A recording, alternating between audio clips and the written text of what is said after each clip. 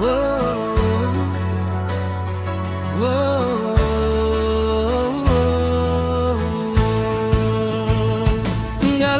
ay watyala kajingim na kabinta jongfi.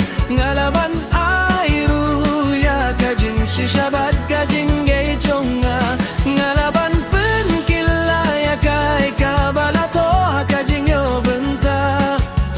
Para kajing ya perna kabinta jongfi. Lada waktu blehi ay akib nenjing yasuk nga onghok ngan ihno ruyaki nga imtip shu palatyafi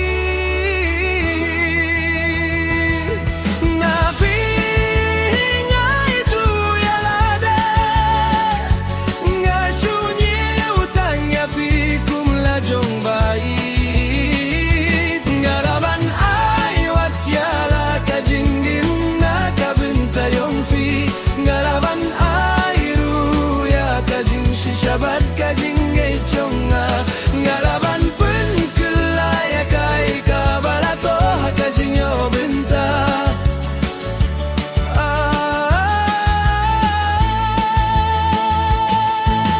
Ngalor jong fi imdon suka no kano kajing gwa badang sahaka donu jonga.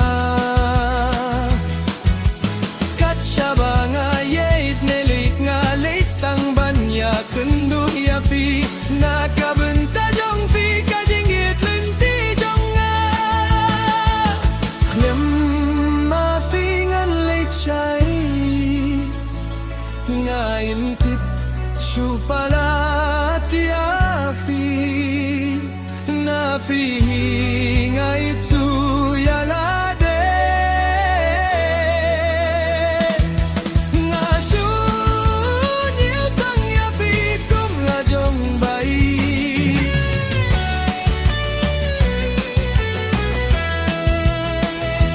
Ngalaban ay watyala kajingim na kabinta jongfi.